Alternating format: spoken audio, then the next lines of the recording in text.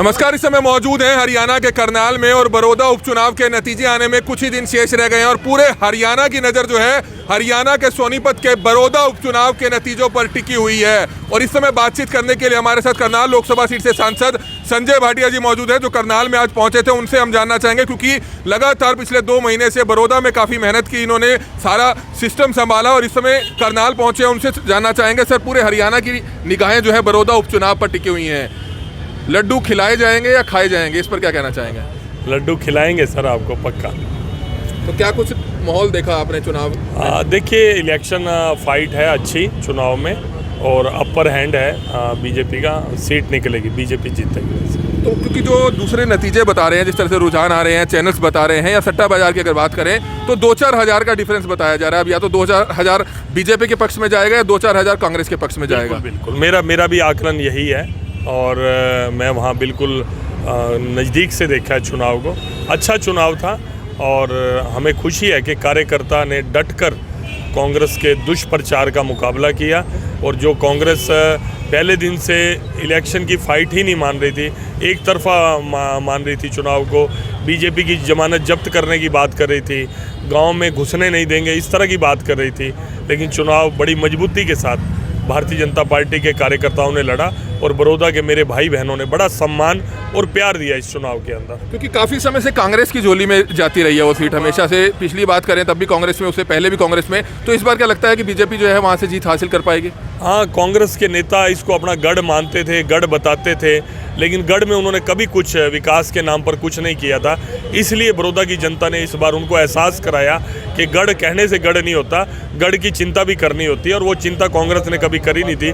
इसलिए मुझे पूरी उम्मीद है कि बड़ौदा में पहली बार कमल का फूल खिलेगा। सर कल से कुछ खबरें जो है वायरल हो रही हैं सोशल मीडिया में कि गुरमीत राम रहीम जो जेल में थे उनको एक दिन पहले ही जो है पैरोल दी जाती है, ये चुनाव के मद्देनजर किया गया। इस तरह की बातें जो है विपक्षी तरफ से भी कही जा रही है, सोशल मीडिया पर डाली जा रही है। क्या ये सच्चाई है, इस पर क्या कहना चाहेंगे? देखिए, मैं ईमानदारी की बात है, मैं आपके मुख से ही सुन रहा हूँ कि उनको पैरोल मिली है और वो छूटे, मेरी जानकारी में नहीं, ईमानदारी से। या तो कुछ मैं कम ही देखता हूँ न्यूज़ चैनल्स और न्यूज़ कम देखता हूँ, शायद इस वजह से मुझे नहीं पता चल पाया। मैं आपके मुख से सुन रहा हूँ और विपक्ष ये आरोप लगा रहा है, मैं ये पहली बार आपके मुख से सुन रहा हूँ। तो सर एक और सवाल, अंतिम सवाल पूछना चाहेंगे, क्योंकि आप चुनावों में बिजी थे। आपने एक वादा किया था करनाल की जनता को कि लगातार आप हफ्ते में 3 दिन खुला दरबार लगाएंगे, लेकिन चुनावों में आप व्यस्त इतने हो गए, कोरोना काल आ गया, तो 3-4 महीने से वह खुला दरबार नहीं लग पाया जिसे आपने जनता दरबार बताया था। हालांकि महीना 1.5 महीना आपने लगातार जो है नॉन स्टॉप जनता दरबार लगाया, खुला दरबार लगाया, लोगों की समस्याएं जो है सुनी, लेकिन अब लोग इधर उधर जाते रहते हैं कि आखिरकार समस्या कौन सुन पाएगा हमारी। मुख्यमंत्री जी करनाल से विधायक है, प्रदेश के मुख्यमंत्री हैं, अच्छी बात है, आप करनाल लोकसभा सीट से सांसद है, तो किया हुआ जो वादा था आपका, क्या वो 4 साल आगे जारी रहेगा, उसको दोबारा से शुरू करेंगे? क्योंकि आपके कंधों पर एक काफ़ी अहम जिम्मेवारी है। आप प्रदेश बीजेपी को देखते हैं, कहीं भी उपचुनाव होता है या कोई पार्टी की गतिविधि होती है या रैली होती है, तो सारी जो जिम्मेवारी है वो आपके कंधों पर डाली जाती है, क्योंकि 2 पद हैं आपके पास, एक आप सांसद हैं और एक आपके पास प्रदेश भाजपा की एक बड़ी जिम्मेवारी है। तो इस पर क्या कहना चाहेंगे? पहली बात तो मैं थोड़ा रेक्टिफाई करना चाहूँगा कि इसको दरबार शब्द ना कहें, मुझे वो ठीक नहीं लगता। मेरा लोगों से मिलने का समय था, तय था, इसको जन संवाद कह सकते हैं। जो भी मैं कर सकता था वो मुझे बात करते थे, मैं उसको पूरा करने की कोशिश करता था और ये कोई वायदा नहीं था, ये मेरा नियम है और ये मेरा धर्म है कि मैं अपने क्षेत्र में पूरा समय दूं।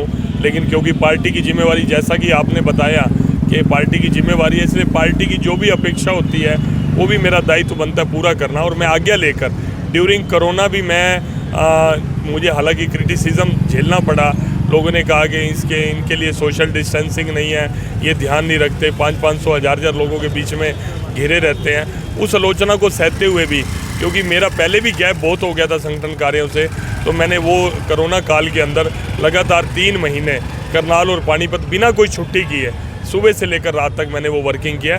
वो निरंतर टिल जब तक मैं सांसद हूँ तब तक वो जारी रहेगी, उसमें डिसकंटिन्यूटी वाली कोई बात नहीं है। दोबारा से करेंगे इस बात? 100% वैसे ही बैठेंगे और रिफॉर्म करते जाएंगे ताकि लोगों को कष्ट ना हो, और इसको विधानसभा वाइज भी जाएंगे और लोगों के बीच में हर वक्त निरंतर। अब गाँव का दौरा भी करना है, क्योंकि बनने के बाद मैं अभी गाँव में नहीं जा पाया, तो हर गाँव में बैठकर वहाँ पर चौपाल में, ऐसा नहीं कि हाथ लगा के जाना, हाथ लगा के आना, वहाँ पर 2-3 घंटे बिताने, 4 घंटे हर वर्ग को टच करना। वहाँ किसान है, वहाँ पर युवा है, वहाँ पर बच्चे हैं, सबसे मन की बात समझना और एक आदर्श गांव बन सके, जिस गांव में मैं जाऊं उसकी योजना रचना करना और सबको मिलाकर जोड़कर, ये जो पैटी पॉलिटिक्स रहती है एक दूसरे को नीचा करने की, वैर विरोध की, उस राजनीति को दूर करना, ये कास्ट पॉलिटिक्स चलती हैं बहुत ज़्यादा नीचे तक, उन सारी चीज़ों को अच्छा करना, जो कुछ मैं अच्छा कर सकता हूँ, जो मेरी सोच है उसके अनुरूप कार्य करूँगा बस। सर, पटाखों की बिक्री पर बैन लगा दिया गया है हरियाणा सरकार की तरफ से भी, आपको नहीं लगता ये पहले लगाना चाहिए था ताकि जो लोग करोड़ों का कारोबार करते हैं उन्हें नुकसान ना हो? ये देख लेंगे, अगर कोई परचेज कर चुके हैं उसके अंदर, क्योंकि डिलीवरी रहती है ड्यूरिंग, कोई स्टोर नहीं करता इसको, जो डिलीवरी रहती है ऑन टाइम रहती है, तो एक बार उसमें मैं देखता हूँ क्या किया जा सकता है। सरकार का फैसला है, हरियाणा स्टेट गवर्नमेंट अपने आप में इंडिपेंडेंट है फैसला करने में, उसमें अगर कोई रिप्रेजेंटेशन मेरे को मिलेगी, जो पटाखों की बिक्री करने वाले लोग हैं कोई मिलेंगे, उनका पक्ष मैं जरूर सरकार के सामने रखूँगा। सर, एक धान का सीजन चल रहा है, करनाल में एक मामला दर्ज हुआ है कल ही, और अधिकारी की शिकायत पर ही हुआ कि करनाल अनाज मंडी में घोटाला सामने आया, जिसमें फर्जी गेट पास जो है तैयार किए गए, कई 1000 क्विंटल धान के जो है तैयार किए गए, उसमें मंडी सचिव और आड़ती और जो वहाँ के अधिकारी कर्मचारी जो वहाँ पर रहते थे, गेटों पर तैनात रहते थे, उनके खिलाफ मामला जो है करनाल के थाना सिटी में दर्ज हुआ है। तो क्या आश्वासन देंगे कि ऐसे लोगों के खिलाफ किसी कीमत पर जो है हर हालत में सख्त कार्रवाई होगी, तभी दूसरों को मैसेज होनी ही चाहिए। अगर इस तरह का कोई पाप करता है, कोई भी व्यक्ति हो, कितना भी प्रभावशाली हो, उन पर ऐसी कार्रवाई होनी चाहिए। और मैं अपने आड़ती भाइयों से भी ये प्रार्थना करूंगा कि इस तरह की प्रैक्टिसेस में नहीं जाना चाहिए। तो हम उसको, क्योंकि पीछे कई बार धान वेरीफाई करने की बात भी आई, शेलर्स के अंदर जो परचेज थी वो घोस्ट परचेज थी, इस तरह के मामले नहीं आने चाहिए। पिछली बार भी किसी तरीके से उन मामलों को समझाया गया, सुलझाया गया, सभी अपने आड़ती भाइयों ने विश्वास भी दिलाया कि हमारे एंड पे कभी कोई इस तरह की कमी नहीं रहेगी। लेकिन वो शामिल है, तो उनके बिना शामिल हुए तो कोई गलत काम हुआ भी नहीं जा सकता। तो जो भी है उनके ऊपर कार्रवाई, कड़ी कार्रवाई होनी चाहिए। मैं इस बात का पक्षधर हूँ, चाहे मैं स्वयं भी हूँ, मैं भी कोई गलती करता हूं तो मुझे भी स्पेयर नहीं करना चाहिए। सर, एक किसानों का मामला जो है गर्माता जा रहा है। पिपली मामले के बाद जो है करनाल नेशनल हाईवे जाम किया था, आपको पता चला होगा, कुरुक्षेत्र करनाल हाईवे, और 4 घंटे यह जाम रहा। किसान जो है काफ़ी ज़्यादा एक आक्रामक मूड में आते रह रहे हैं और उनका कहना है कि आने वाली और जो है रणनीति तैयार की जाएगी। कुरुक्षेत्र में एक महापंचायत बुलाई हुई है, लगता है कि इससे आने वाले समय में जो है बीजेपी सरकार को या बीजेपी जेजी गठबंधन को कोई नुकसान पहुँच सकता है। देखिए, किसानों का, किसान संगठनों का राइट है, किसानों की आवाज़ को उठाएं और कुछ आंदोलन भी करते हैं तो वो उनका राइट है, उसके लिए हम उनको मना नहीं करें। लेकिन बातचीत से भी आना चाहिए सामने, बातचीत में बैठकर समझाएं, या तो समझे या समझाएं। काली एक हवा के ऊपर, एक भ्रम के ऊपर भाई ये कानून किसानों के खिलाफ है, तो ये बात ठीक नहीं है। जो चीज़ किसानों के फ़ायदे में है उसको अब किसानों के नुकसान में बता रहे हैं, तो कम से कम बातचीत के लिए सामने आना चाहिए। मैं सभी जो किसान संगठन है उनसे आग्रह करूंगा, वैसे निरंतर मेरी बातचीत होती है। एक बार तो चढ़ूनी जी से मेरी फ़ोन के ऊपर बात हुई, किसान यूनियन जो सोनीपत के हैं प्रधान है सत्यवान नरवाल, उनसे मेरी बात हुई। अभी मैंने उनको, कुलदीप बलाना जी को, और मेरे ख्याल शायद यहाँ के राणा जी हैं करनाल के, रतन, वो नहीं एक और भी हैं, तो कई यूनियन है, तो उनकी अभी गन्ने की पेमेंट का मामला था, तो उनकी उत्तराखंड के माननीय मुख्यमंत्री जी, हमारे मुख्यमंत्री जी ने, मनोहर लाल जी ने स्वयं अपनी इच्छा से उसमें प्रयास करके यहाँ जो किसानों के लगभग 35 करोड़ रुपए डूबे हुए हैं उनको दिलवाने, और 3 साल से वो उम्मीद ही छोड़ चुके थे किसान कि हमें वहाँ एक प्राइवेट मिल है और वहाँ से पैसा मिलेगा शुगर मिल से, लेकिन वहाँ के मुख्यमंत्री जी ने विश्वास दिलाया कि मैं आपका पैसा आपको दिलवाऊंगा। मुख्यमंत्री तो वाकई में ही किसानों को भला करने वाले और अच्छी सोच वाले व्यक्ति हैं, अच्छे इंसान हैं, लेकिन जो विपक्ष है वो भ्रमित करता है, कभी किसानों के नाम की राजनीति करता है, कभी कर्मचारियों के नाम की राजनीति करता है। अपने पास कहने के लिए विपक्ष के पास, कांग्रेस के पास कुछ भी नहीं है। अपने दम पर आए और उन्होंने जो अच्छा काम किया था और जो अच्छा काम कौन सा बीजेपी ने रोक दिया,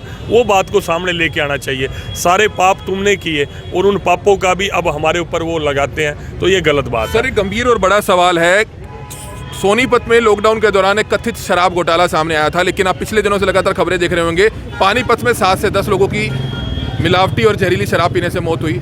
सोनीपत में 27 के करीब जो है लोगों की मौत हुई, पोस्टमार्टम कराया गया, लेकिन उच्च स्तरीय जांच की बात की गई है, लेकिन अभी तक उन शराब माफियाओं के खिलाफ, उन शराब तस्करों के खिलाफ क्यों कोई कार्रवाई नहीं की जाती, क्यों उनको बचाया जाता है? सर ये कार्रवाई की गई है, तभी तो केसेस दर्ज हुए हैं, तभी तो वो पकड़ में आए हैं, तभी तो एक्साइज का घोटाला जो था वो सामने है, तभी तो आया। अगर कार्रवाई ना की जाती तो वर्षों से जो धंधे लोगों के जमे हुए थे वो किसी के ध्यान में ही ना आते। अगर कोई गिरफ्तारी नहीं हुई थी उस समय नहीं, वो तो मुझे अब करंट स्टेटस नहीं पता कि पुलिस के करंट स्टेटस का, किसको अरेस्ट होना चाहिए था, किसको नहीं। इतना डीप में तो मैं उस केस के अंदर नहीं गया, लेकिन अगर ये सरकार ने उजागर ना करने होते, पहले तो आप लोगों ने मीडिया के माध्यम से ही मुझे पता चला कि वो बड़े प्रभावशाली हैं, उनके ऊपर कुछ नहीं होना, लेकिन मुकदमे भी दर्ज हुए, धरपकड़ भी हुई, भाग दौड़ भी हुई, बड़े नाम थे उसमें, अरेस्ट भी हुए। सरकार इस मामले में, और विशेष रूप से माननीय मुख्यमंत्री मनोहर लाल जी इस मामले में किसी को स्पेयर नहीं करते। कोई भी गलत होगा वो पनिशमेंट लोगों की मौत हुई है, काफी बड़े मामले। हाँ नहीं, बहुत इसके लिए मेरी संवेदना उन गरीब परिवारों के लिए जिन्होंने ये सस्ती शराब के चक्कर में और ये अवैध शराब की खरीद करी। मैं तो ये उनसे भी अपील करूंगा, पहली बात तो नशा करना ही नहीं चाहिए, फिर भी अगर कोई आप मजबूर है, कोई उनको लत लगी हुई है, तो अच्छी जगह से जो एक सरकार द्वारा प्रमाणिक स्थान है वहीं से लें। इस तरह से अवैध दुकानों से, खोखों से यहाँ से लेंगे तो इस तरह की दुर्घटना होगी। पानीपत प्रशासन से 100% हो रही है सर, होगी क्या, मेरे कहने से या आपकी बात उठाने से तो 100% होगी। कोई भी घटना घटती है, किसी की भी कोई मृत्यु होती है तो उसके ऊपर 100% कार्रवाई होती है और होनी भी चाहिए। शुक्रिया। तो ये तस्वीरें इस समय आप देख रहे थे, करनाल में एक शोरूम के उद्घाटन अवसर पर जो है पहुंचे थे करनाल लोकसभा सीट से सांसद संजय भाटिया। कई सवालों के उन्होंने जवाब दिए।